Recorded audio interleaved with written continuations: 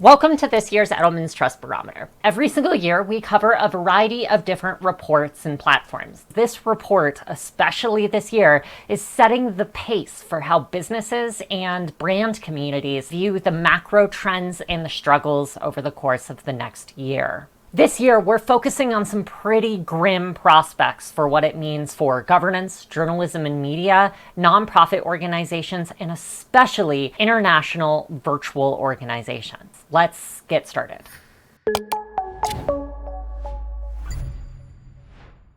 Last year, we covered Edelman Trust Barometer 2022, and the biggest theme that we wanted to discuss as it applied to community was about the cycle of distrust. This distrust was fueled by restricted information diets. Trust in the information that we receive from larger institutions like government and journalism just simply cannot be valued over the lived experience that we have in our local institutions. In truth, the Edelman Trust Barometer has been tracking this situation since early 2013, and what we're seeing in this year's report in 2023 are the grim ramifications of us not being able to solve this problem, and the entrenchment of the information of those communities to echo only within themselves instead of interacting with a larger population or a larger experience.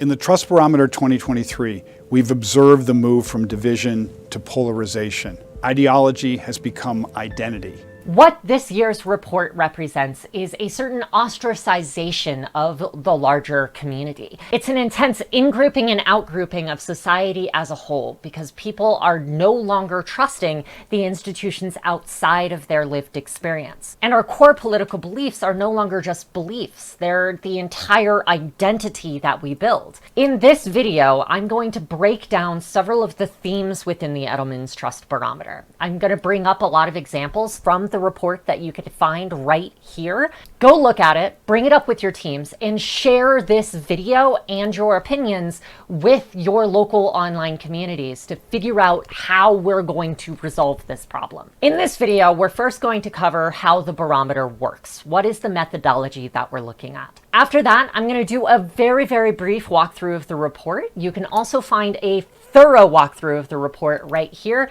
as well as a live stream that I did reporting to the webinar. This is a pretty serious video because it is pretty grim prospects, which is why I'm going to end this video by discussing its impact on our communities and the unfair burden that is now being placed on community managers as society begins to hyper-localize, as community-driven brands start to become the way that we move the needle forward on a variety of global topics, including environmentalism, DEIB, social justice. All of these topics are now being placed unfairly on community managers that are not being trained in order to handle those problems. Let's first talk about how the Edelman Trust Barometer works. This year, there were 32,000 participants, around 1,200 participants per country. This is one of the few surveys that has a population so large that it can really focus on using something called the law of numbers. This effectively holds that with increased population density in any data set,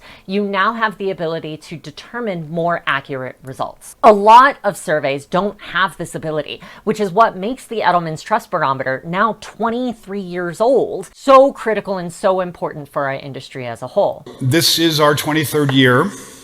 We began this study after the Battle of Seattle in 1999 when the NGOs stormed the WTO meeting protesting globalization. How innocent those days seem. Because the Edelman Trust Barometer has been going for 23 years and the themes and questions by and large haven't actually changed, had to change with the times of course, we now have a very stable and very long running database about how people feel about the various different industries they interact with. How much do they trust governments? How much do they trust journalism or academia? What expectations do they have for paid companies and CEOs within the context of the larger society as a whole? In other words, this survey is all about determining macro trends for what people do and how they respond to individual countries and the global economy. Let's go ahead and walk through the report. It first begins with 4 key and primary drivers, as Edelman states here. Again, last year's video was primarily focusing on the battle for truth, this fourth concept that determines the information diets that we as community builders have a hand in providing.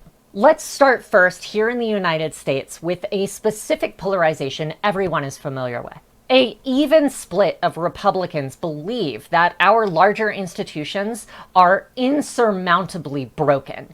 A large majority of Democrats do as well, with a third of those individuals saying that the system just doesn't work. In the absence of the trust of these systems, local governance is becoming more and more and more important. But people also continue to ignore it because of all of the media attention that's focused on the national scale. There's one factor that is common here, though, which is the fact no one really believes that we will be better off in 5 years' time.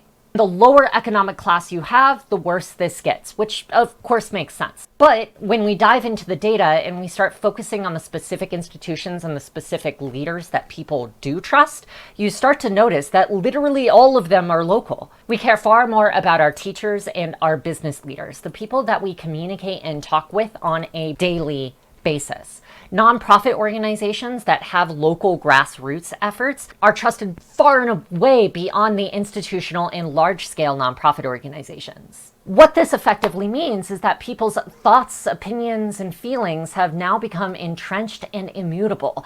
What were originally opinions on politics and concepts about what we want to do, complex thoughts and feelings that changed over time throughout your life, are now immutable identities. The solutions of center-left and center-right in advanced industrialized democracies need to be rebooted. You can see in America that the new House of Representatives with a right of centre majority has no governing agenda. It has an attack and an investigation bias. It's easier to knock things down than it is to build them up. As community managers who deal in creating magnetic brands that produce shared identities, we are the battleground for this discussion. It is no longer plausible for us to remove ourselves, especially company brand communities, from the politicization and the macro trends of what people are coming into our communities for identity, for answers and results, to get easy solutions. Almost entirely because of this concept, ideology becoming identity, communities are now the future, not just of marketing, but of governance and NGO participation.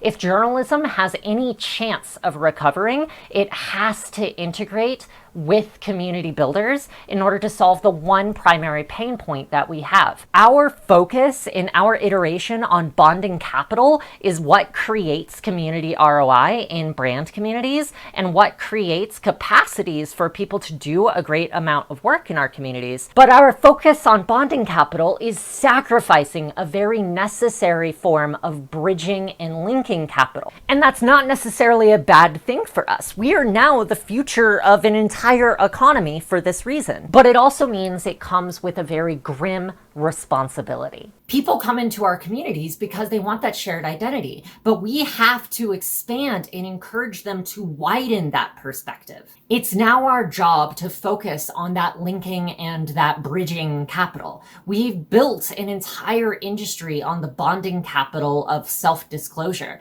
but now it's time for us to start focusing on building assets that encourage communication across community. So what do we do about this? A hyper-localization of trust does not mean it's the end of things. It does not mean that we can't bring governance and journalism back. It simply means that in the current paradigm, people are starting to listen to their local communities more. You now have full control and the full responsibility to engage and build on the information diets and institutional pathways that allow for journalists to come in, learn from, and then report on your communities. It's our job now to interface with journalism, to interface with academics, and to interface with government in order to create a more healthy, more stable, more institutionally grounded virtual world. It also means a bigger focus on family-owned businesses, which means a really big focus on grassroots efforts and a huge opportunity for us to take these existing small communities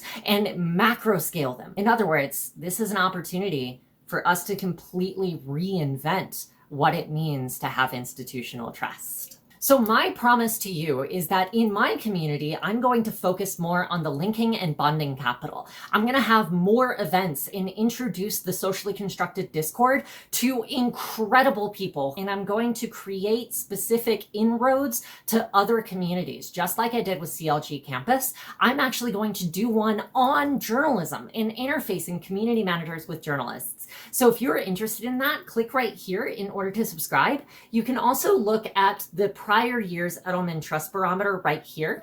And I'm also going to have a live stream and an in-depth walkthrough of the report available on this channel in the next coming weeks as well. If you want to view the report, it's in the description, and let's be real, no one's reading that. So I'm also going to pin it in a comment. You can always find the most relevant pieces of information in these pinned comments for all of my videos moving forward. And I'm going to try to add them to the prior videos as well.